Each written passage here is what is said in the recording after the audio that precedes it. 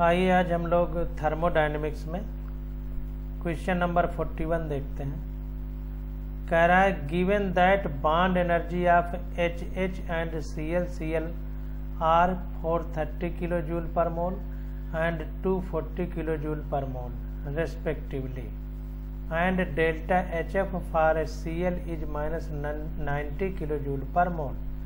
तो कह रहा है bond enthalpy of Cl is, हमको दे दिया है HH और ClCl की बॉन्ड एनर्जी दे दिया है, आबंध ऊर्जा 430 किलो जूल पर मोल और 240 किलो जूल पर मोल क्रमशः।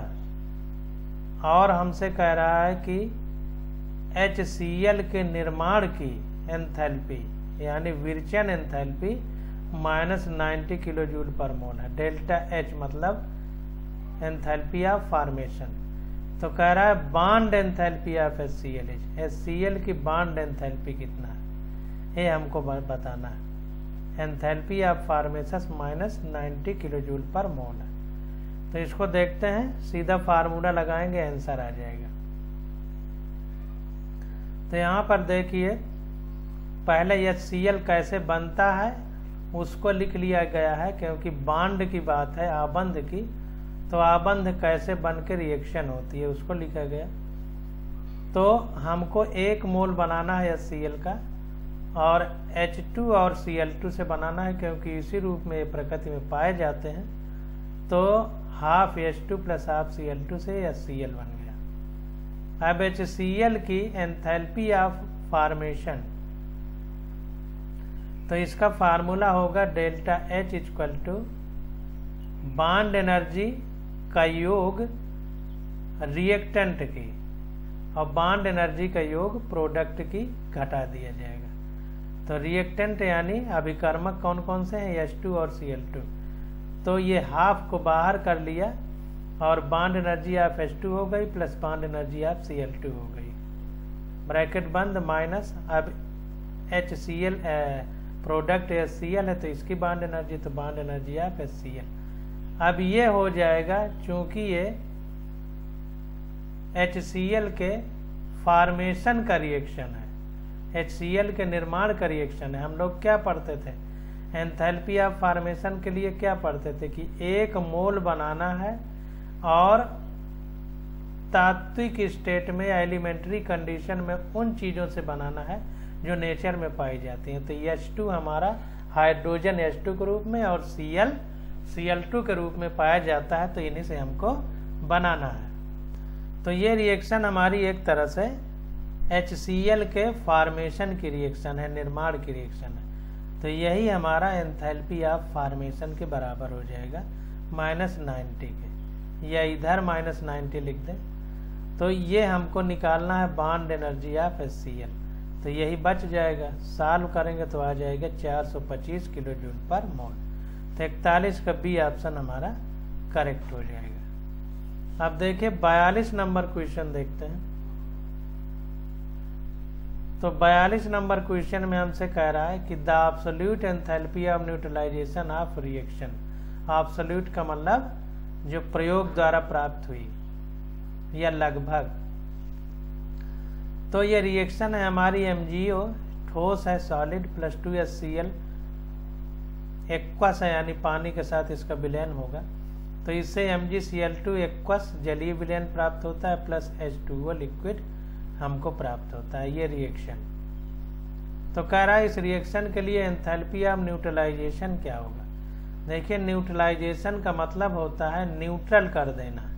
तो धन और ऋण मिल के आपस में न्यूट्रल हो जाते हैं, या अम्ल और क्षार यानी एसिड और बेस मिल के न्यूट्रल हो जाते हैं, उसी को साल्ट कहते हैं या लवण कहते हैं। तो ध्यान देना है कि MgO हमारा ये बेस है और HCl हमारा एसिड है, यानी क्षार और अम्ल की रिएक्शन हो रही है, इसीलिए एंथैल्पी ऑफ न्यूट्रलाइजेशन कह रहा है कि ये रिएक्शन हमारी न्यूट्रलाइजेशन की है, तो इसलिए ये रिएक्शन लिखी गई है। अब देखिए अगर कोई रिएक्शन प्रबल अम्ल और प्रबल क्षार के बीच होती है, देखिए जब कोई चीज पूरी तरह टूटेगी तो हम उसमें ऊष्मा जितना निकलेगी या देना पड़ेगी उसकी गणना कर सकते हैं। अब अगर पूरा टूटे ना तो जो पूरा टूटेगा उसके लिए एक नियत ऊष्मा होती है, वो होती है -57.33 किलो जूल पर मोल। अगर दोनों भाग प्रबल हैं, एसिड और बेस यानी अम्ल और क्षार दोनों भाग प्रबल हैं, तब हम ऐसा कह सकते हैं। लेकिन यहाँ पर HCl तो प्रबल है लेकिन MgO दुर्बल है, इसलिए ये -57.33 किलो जूल पर मोल से कम होगी। तो less than -57.33 kilo joule per मोल वाला आंसर हमारा करेक्ट होगा, क्योंकि एक भाग इसमें कमजोर है या वीक है, दुर्बल है। ये प्रबल अम्ल है, ये दुर्बल अम्ल है। अब प्रबल अम्ल कौन होते हैं, दुर्बल अम्ल कौन होते हैं? तो प्रबल उसको कहेंगे जो मान लो जैसे नमक है, HCl है हमारा, HCl प्रबल इसलिए है, नमक तो हमारा साल्ट होता है। तो ये प्रबल इसलिए है क्योंकि इसको अगर पानी में डाला जाएगा तो पूरी तरह से H+ और Cl- में टूट जाएगा। MgO को डालेंगे तो पूरा नहीं टूटेगा, कुछ भाग ही टूटेगा, इसलिए दुर्बल है। अब प्रबल और दुर्बल अम्ल कौन कौन से हैं, इसको आगे हम जब चैप्टर पढ़ेंगे उसमें आएगा। अब ये पूछ लिया है तो यहाँ पर बताया जा रहा है। तो 42 का C विकल्प हमारा करेक्ट हो जाएगा। तो देखिए कह रहा है कि MgO the oxide of weak base, जो MgO है मैग्नीशियम ऑक्साइड, तो ये ऑक्साइड है, तो ये हमारा वीक बेस की तरह काम करता है, दुर्बल क्षार की तरह। We know that heat of neutralization of 1 gram equivalent of strong acid with strong base is -57.33 kilo joule per mole. तो 1 ग्राम तुल्यांक प्रबल अम्ल हो, प्रबल क्षार हो, उसको अगर हम रिएक्शन कराएं तो हमको -57.33 किलो जूल पर मोल ऊर्जा प्राप्त होती है। ऊष्मा प्राप्त होती है क्यों कह रहे हैं? क्योंकि माइनस साइन लगा है। माइनस साइन का मतलब निकाय और परिवेश दो होते हैं, तो जहां रिएक्शन होगी उसको हम निकाय मानेंगे। तो ये माइनस लगा है साइन, इसका मतलब उसकी ऊष्मा में कमी हो रही है। तो कमी होके कहाँ जाएगी? निकल के परिवेश में जाएगी। तो इसीलिए कह रहे हैं कि हम बाहर खड़े हैं तो हमारे लिए ये जहाँ रिएक्शन हो रही है वो निकाय है, हम परिवेश हैं, तो हमें प्राप्त होगी, निकल के आएगी निकाय से यानी सिस्टम से, सराउंडिंग में। तो इसलिए हम कह रहे हैं कि इतनी ऊष्मा हमें प्राप्त होगी। तो with weak base some heat is absorbed in dissociation of weak base. अब कह रहा है कि जो प्रबल अम्ल और प्रबल क्षार है यानी स्ट्रांग एसिड स्ट्रांग बेस है, उनकी रिएक्शन में इतना ऊष्मा निकलती है और वीक वाले में इससे कम क्यों होती है? तो कम इसलिए होती है क्योंकि ये बता रहा है कि जो कुछ ऊर्जा हमारी वो तोड़ने में खर्च हो जाती है वीक बेस के। जो दुर्बल होगा, जो भी भाग दुर्बल होगा, चाहे एसिड हो चाहे बेस, तो उसको तोड़ने में ऊष्मा कुछ खर्च हो जाती है, इसलिए इससे कम वैल्यू आती है। Heat of neutralization of weak base with strong acid will be less than -57.33 kilo joule per mole. अब देखिए, चाहे वीक बेस हो, स्ट्रांग एसिड हो, चाहे स्ट्रांग एसिड हो, वीक बेस हो, चाहे दोनों वीक हो, इससे कम ही होगी, कंफ्यूजन कोई नहीं। बस दोनों वीक होंगे तो और कम होगी, एक वीक होगा तो कुछ कम होगी, ये मतलब। अब 43 नंबर क्वेश्चन देखते हैं। तो 43 नंबर क्वेश्चन में देखिए कह रहा है कि if the bond energy of HH Br and H Br 433 192 364 kilo joule per mole respectively. अब कह रहा है the delta H0 for the reaction H2 + Br2 से 2HBr बन रहा है। तो ये जो रिएक्शन हो रही है इसके लिए एंथैल्पी चेंज हमको बताना है इस रिएक्शन के लिए, और बॉन्ड एनर्जी Br2 H2 की दे दिया है और HBr की भी दे दिया है। तो देखते हैं, सीधा फार्मूला जैसे ऊपर बॉन्ड एनर्जी वाला लगाए थे वैसे यहाँ भी लगा देंगे। तो यहाँ देखिए HH + Br से 2HBr बन गया है, रिएक्शन लिख दिया। बॉन्ड एनर्जी HH की 433 है, बॉन्ड एनर्जी Br की 192 है, और बॉन्ड एनर्जी HBr के 2 मोल है तो 2 का गुणा करके लिखा है 364। क्वेश्चन में 364 दिया है और ये 2 मोल है तो 2 का गुणा किया तो 728 हो गए। अब डेल्टा H0 का मतलब कितना एंथैल्पी चेंज होगा। चेंज का मतलब ये है और ये है, तो इसमें से जो घटाएंगे वो जितना आएगा वही डेल्टा एच होगा। तो वही net energy release equal to, अब देखिए यहाँ पर चूंकि निर्माण कार्य हो रहा है HBr का, तो इसलिए यहाँ पर ऊर्जा देनी पड़ेगी यहाँ पर, क्योंकि H और Br बांड टूटेंगे तो बांड को तोड़ने के लिए ऊर्जा देनी पड़ती है, मेहनत करके तोड़ना पड़ेगा, तो तोड़ने के लिए ऊर्जा देनी पड़ेगी, तो एनर्जी एब्जॉर्ब होगी।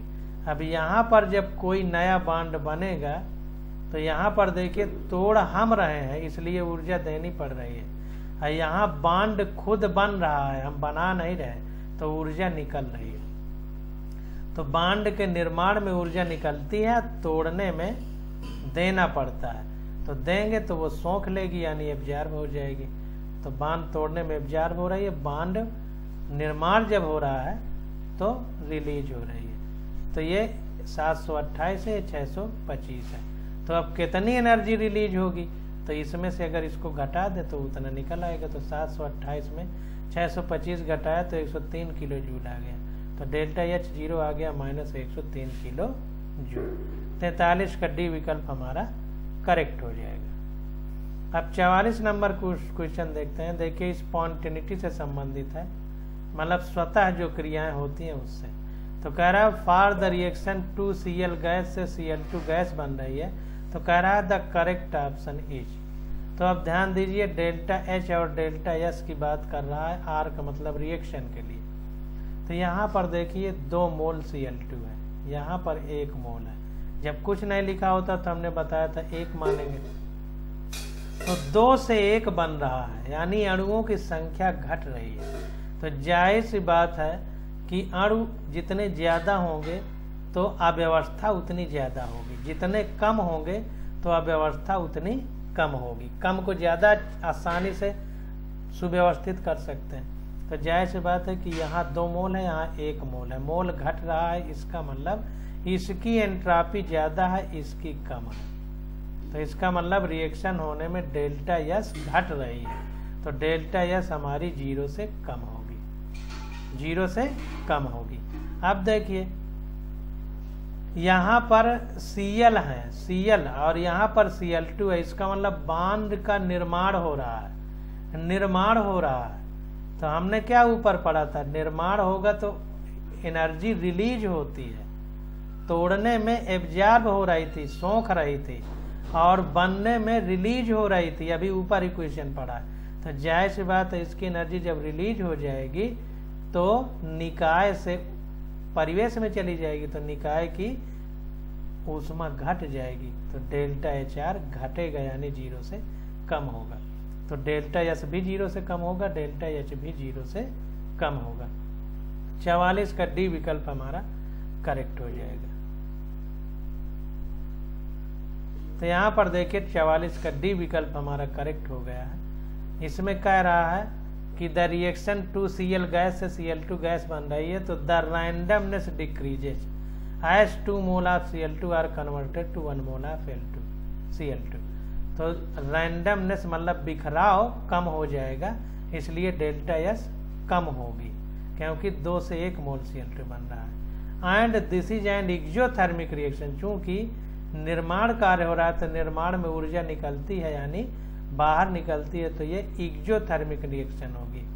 एक्सो का मतलब बाहर निकलने वाली, ऊष्मा छेपी जिसको हिंदी में कहते हैं। तो डेल्टा जैसे बात है ऊष्मा निकल जाएगी तो घट जाएगी ऊष्मा, तो 0 से कम होगा। 45 नंबर क्वेश्चन देखते हैं।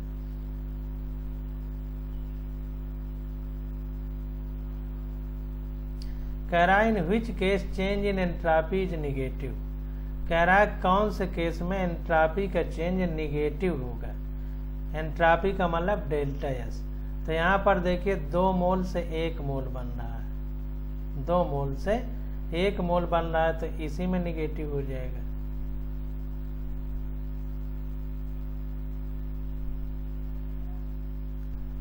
तो देखिए 45 का ए करेक्ट है। डेल्टा एन जी <0 है, तो डेल्टा एस <0 होगा।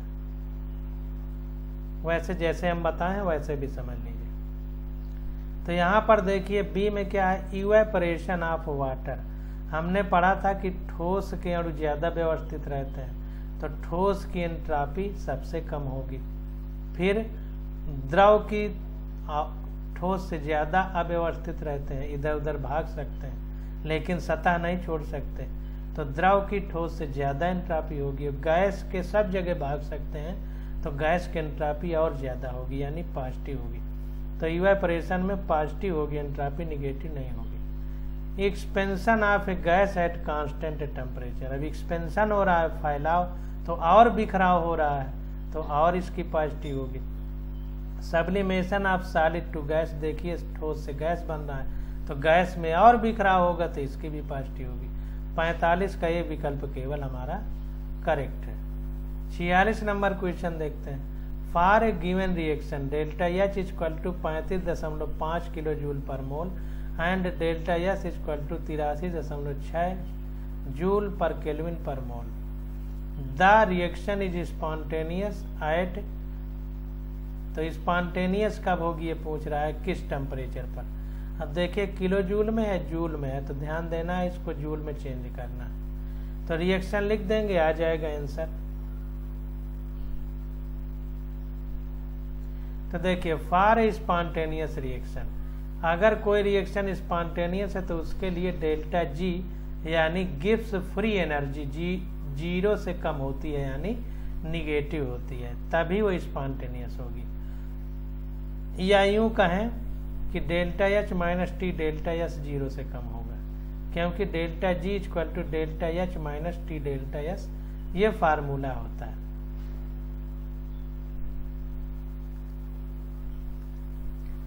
Delta G equal to delta H minus T delta S, ये फार्मूला होता है।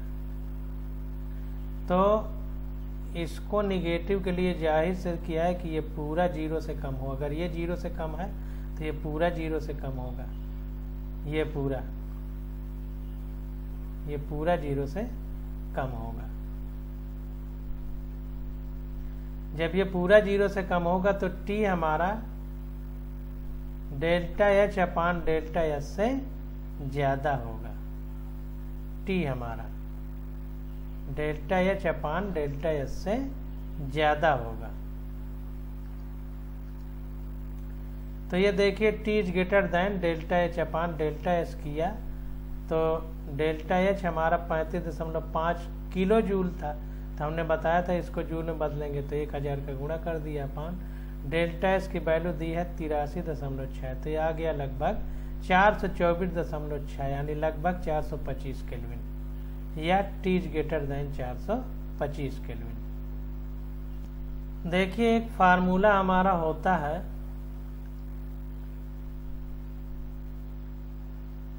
Delta S equal to Q, reversible reaction हम लोग लिखते थे अपान टी लिखते थे, ये होता था। तो ये उसी प्रकार से है, इसको डेल्टा एच अगर लिख दें और इसको इधर ले आए तो डेल्टा एस इंटू टी बराबर क्यू, रिवर्सिबल को डेल्टा एच लिख दें तो टी हमारा delta H upon delta S हो जाएगा। तो वही T delta H upon delta S वाली कंडीशन यहाँ बन रही है।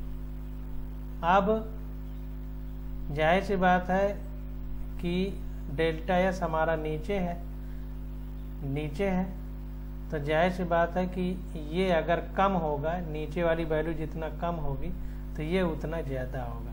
तो delta H upon delta S कम है तो इसके लिए टी को बढ़ना पड़ेगा, टी ज़्यादा होना पड़ेगा, तभी जो है मेंटेन होगा। इसलिए टी हमेशा 425 केल्विन से ज़्यादा होगा इस रिएक्शन के लिए, क्योंकि delta H minus T delta S कम रखना है 0 से। तो इस तरह आप लोग समझ लीजिए। अब आगे हमारे पास आ जाता है question number 47।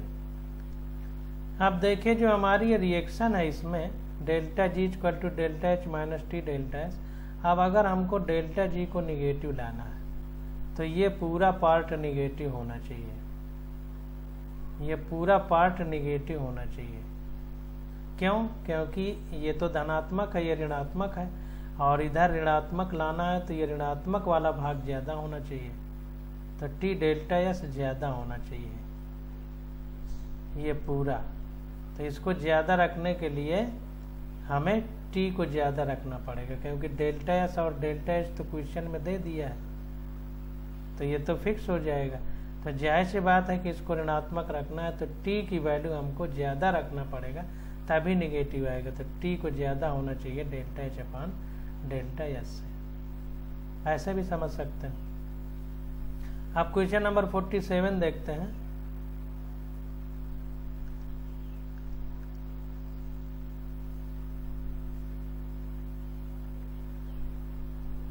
For a sample of perfect gas when its pressure is changed isothermally from Pi to Pf, the entropy change is given by। कह रहा है हमको एक गैस का सैंपल दिया गया है जिसका प्रेशर मतलब दाब चेंज किया जा रहा है, जिसमें प्रारंभिक दाब Pi है और अंतिम दाब Pf है। इनिशियल, आई का मतलब इनिशियल यानी प्रारंभिक, F का मतलब फाइनल यानी अंतिम। तो कह रहा है the entropy change is given by. तो एंट्रोपी चेंज को कैसे देंगे, लिखेंगे तो क्वेश्चन में जो हमको फार्मूले एनसीईआरटी बुक में दिए हैं उसी से हम लोग इसको निकाल लेंगे। तो देखिए कैसे निकालना है।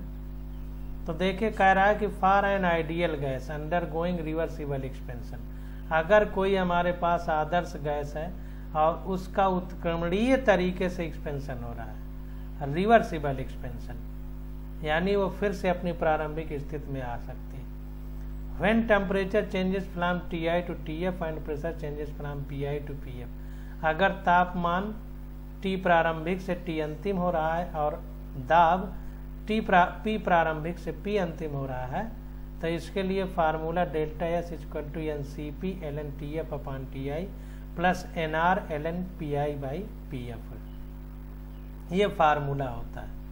ये एनसीईआरटी में दिया गया है, आप देखिए। तो फॉर एन आइसोथर्मल प्रोसेस, जब अगर आइसोथर्मल यानी समतापीय प्रक्रम है तो टेम्परेचर प्रारंभिक और अंतिम बराबर रहेगा। तो Ti इक्वल टू Tf हमारा बराबर हो जाएगा, तो ln 1 हो जाएगा, और ln 1 की वैल्यू 0 होती है। तो ये पूरा खत्म हो जाएगा, केवल इतना बचेगा। तो delta S equal to NR ln Pi by Pf, इतना हमारे पास बचेगा। तो यही हमारा आइसोथर्मल में, ऐसे याद रखिए कि आइसोथर्मल मतलब समतापीय है, तो ये ताप वाला नहीं रहेगा क्योंकि इक्वल है, फाइनल और इनिशियल बराबर होगा तो ये खत्म हो जाएगा क्योंकि ln 1 की वैल्यू 0 होती है। तो इतना बचेगा प्रेशर वाला, तो Pi अपान Pf हो जाएगा। 47 का भी विकल्प हमारा करेक्ट हो जाएगा, बी वाला। अब 48 नंबर क्वेश्चन देखते हैं। कह रहा है the correct thermodynamic condition for the spontaneous reaction at all temperature is. कह रहा है किसी भी तापमान पर जो स्वतः होने वाली रिएक्शन है, अपने आप होने वाली स्पॉन्टेनियस रिएक्शन होने वाली, तो उसके लिए क्या कंडीशन मान्य होगी। तो स्पॉन्टेनियस के लिए हमने आपको बताया है कि डेल्टा जी यानी गिब्स फ्री एनर्जी, गिब्स मुक्त ऊर्जा निगेटिव होनी चाहिए, और हमारे पास फार्मूला ये है delta G equal to delta H minus T delta S, ये है। अब इसको हमें निगेटिव करना है। इसको निगेटिव करने के लिए जाहिर सी बात है कि ये चीज़ निगेटिव होना चाहिए। तो इसको निगेटिव करने के लिए देखिए ये निगेटिव वैल्यू है, तो अगर ये भी निगेटिव है, डेल्टा एच निगेटिव है यानी लेस देन 0 है, तो भी ये वैल्यू निगेटिव आ जाएगी। या इनमें से ये भी कम हो तो भी कोई दिक्कत नहीं, यानी डेल्टा एस भी निगेटिव हो तो भी आ जाएगी वैल्यू, ये डेल्टा जी 0 आ जाएगा। तो निगेटिव इसको लाने के लिए इसको 100% निगेटिव होना चाहिए, 100% ये निगेटिव रहेगा। ये ना भी हो तो चलेगा, क्योंकि ये निगेटिव अगर हो गया तो ये ज़्यादा होगा तो ये घटेगा तो भी निगेटिव वैल्यू आएगी। तो कुल मिला के ये कम होना चाहिए। तो कह रहा है ऑल टेम्परेचर पर 0 होने के लिए जरूरी है कि डेल्टा एच हमारा निगेटिव हो, तभी ऐसा संभव है कि ये डेल्टा एच निगेटिव हो। तो ये तो निगेटिव लगा ही है, 100% निगेटिव हो जाएगा। आप देखिए डेल्टा एच को तो निगेटिव होना पड़ेगा, तो डेल्टा एच निगेटिव है तो एकदम क्लियर है। ऑल टेम्परेचर मतलब किसी भी तापमान पर, मतलब ये टी कितना भी बढ़ाएं तब भी ये निगेटिव रहे, तो उसके लिए 2 कंडीशन है, या तो डेल्टा एस 0 हो तो भी ऐसा हो सकता है, या डेल्टा एस ज़्यादा हो तो भी ऐसा हो सकता है। इसको देखिए, इसको खूब बढ़ा दें और डेल्टा एस हमारा 0 हो जाए तो गुणा करेंगे तो पूरा 0 आ जाएगा ना। डेल्टा एस अगर 0 होगा तो पूरा 0 हो जाएगा, और ये निगेटिव है तो आंसर तब भी निगेटिव आएगा। या फिर इसको खूब बढ़ा दें और ये हमारा 0 से ज़्यादा हो तो भी आंसर निगेटिव आएगा, क्योंकि ये पूरा धनात्मक रहेगा तो निगेटिव तो लगा ही है। तो डेल्टा एस की कंडीशन 0 से ज़्यादा होगी तो भी 0 होगा, और डेल्टा एस की कंडीशन बराबर होगी 0 के तो भी निगेटिव आंसर आएगा।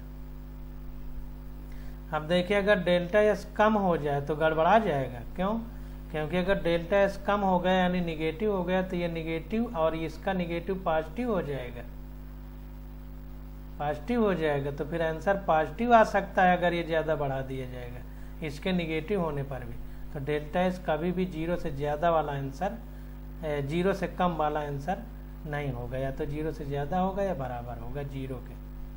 तो 48 का ए और सी दोनों सही हो जाएंगे। इसको देखते हैं।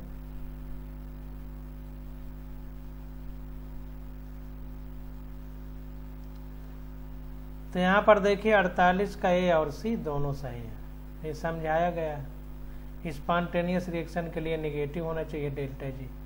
2 कंडीशन है, या तो डेल्टा एच 0 से कम हो या डेल्टा एस 0 के बराबर हो। डेल्टा एच 0 से कम हो, डेल्टा एस 0 के बराबर हो, या फिर ज़्यादा हो। तो देखिए डेल्टा जी अगर ये कम है तो ये निगेटिव हो गया, और अगर ये डेल्टा एस ज़्यादा है तो ये पॉजिटिव होगा, और ये निगेटिव लगा ही है तब भी निगेटिव आंसर आएगा। और इस कंडीशन में ये डेल्टा एच 0 से कम है यानी ये निगेटिव होगा ये वाला पार्ट, और ये 0 हो गया तो ये पूरा 0 हो जाएगा तो भी निगेटिव आएगा आंसर। तो 48 का ए और सी दोनों सही हो जाएंगे। अब 49 नंबर क्वेश्चन देखते हैं। कह रहा है consider the following liquid vapour equilibrium. तो लिक्विड और वेपर ये इक्विलिब्रियम में है, यानी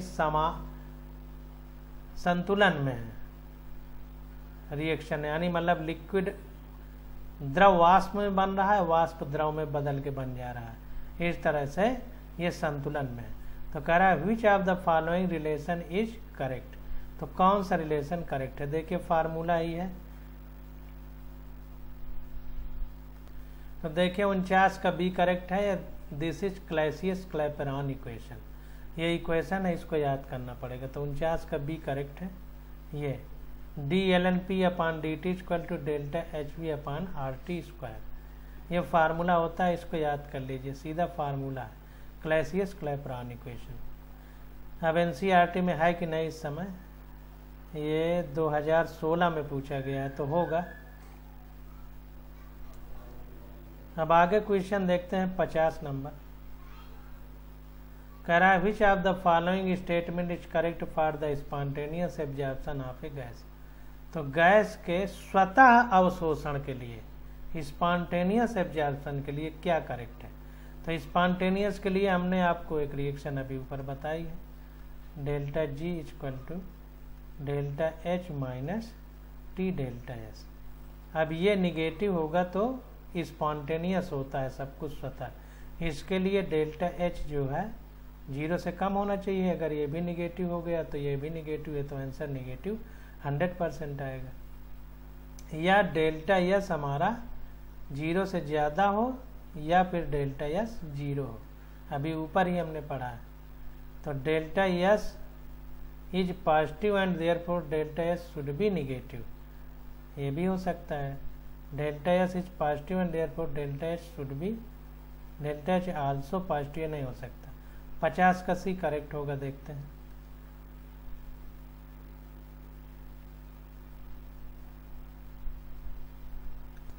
पचास का देखिए बी करेक्ट है, वैसे ही जैसे है वैसे रख लीजिए, कहीं थोड़ी बहुत त्रुटि हो जाती है। तो during adsorption of a gas entropy decreases, ये कह रहा है कि जब कोई गैस एब्जॉर्ब हो रही है, एडजॉर्ब हो रही है। एडजॉर्ब का पहले मतलब समझिए। एडजॉर्प्शन को हिंदी में बोलते हैं अधिशोषण। अधिशोषण, कोई रबड़ की गेंद है, उसको हम पानी में ऐसे डाल के निकाल लें तो पानी जो है केवल सतह पर चिपकेगा, पानी के अणु केवल रबर की सतह पर चिपकेंगे, ये अधिशोषण है, एडजॉर्प्शन। अगर हम सोखता कोई ले लें, उसको पानी में डाल दें तो पूरे सोखते के अंदर तक पानी चला जाएगा, इसको एब्जॉर्प्शन यानी अवशोषण बोलते हैं। तो एडजॉर्प्शन और एब्जॉर्प्शन में अंतर समझिए। अब देखिए, जाहिर सी बात है कि गैस के पहले अणु फैले हुए थे, तो एंट्रोपी हमारी ज़्यादा थी 0 से, क्योंकि बिखराव जब होता है तो एंट्रोपी बढ़ती है, यानी डेल्टा एस बढ़ती है। अब क्या है कि एक जगह बैठ रहे हैं गैस के अणु, एडजॉर्प्शन का मतलब किसी सतह पर बैठ जा रहे हैं, सॉलिड ठोस की तरह, तो डेल्टा एस घटेगा हमारा, तो 0 से कम लिखा है। फॉर स्पॉन्टेनियस एब्जॉर्प्शन, अब स्वतः अवशोषण के लिए delta G should be negative, यानी डेल्टा जी हमारा किसी भी स्वतः क्रिया के लिए डेल्टा जी ऋणात्मक यानी निगेटिव होना चाहिए। तो which is possible when delta H is highly negative, ये तभी संभव है कि जब डेल्टा एच बहुत ज़्यादा निगेटिव हो।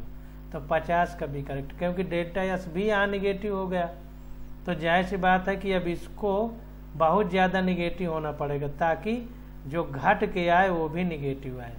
तो ये बहुत ज़्यादा निगेटिव होगा, क्योंकि यहाँ निगेटिव साइन है तो खुद ही घट रहा है। अब ये अगर बहुत ज़्यादा नहीं घटेगा तो आंसर पॉजिटिव आएगा, जब डेल्टा जी पॉजिटिव आएगा तो रिएक्शन स्वतः होगी ही नहीं, तो इसको बहुत ज़्यादा निगेटिव होना पड़ेगा। तो 50 का भी correct. Delta H is negative and therefore delta H should be highly negative, बहुत ज़्यादा निगेटिव होना पड़ेगा। इस बात को ध्यान देना है, एडजॉर्प्शन गैस का हो रहा है, यानी गैस के अणु किसी ठोस पर बैठ रहे हैं उसकी सतह पर, उसी को हम एडजॉर्प्शन कहते हैं। और एडजॉर्प्शन हो रहा है यानी पहले इधर उधर बिखरे हुए थे गैस, अब बैठ रहे हैं, तो जाहिर सी बात है कि एंट्रोपी यानी अव्यवस्था घटेगी, तो डेल्टा एस हमारा निगेटिव होगा। अब डेल्टा एस अगर निगेटिव हो गया तो डेल्टा जी को निगेटिव करने के लिए, क्योंकि स्वतः क्रिया के लिए डेल्टा जी निगेटिव होता है, तो उसको निगेटिव करने के लिए डेल्टा एच को हाईली निगेटिव होना पड़ेगा, बहुत ज़्यादा, तभी ऐसा संभव। तो 50 का भी हमारा करेक्ट हो जाएगा। तो इस प्रकार से 50 क्वेश्चन हम लोगों ने आज किए। अब 51 नंबर से अगले लेक्चर में करेंगे, आज बस यहीं तक।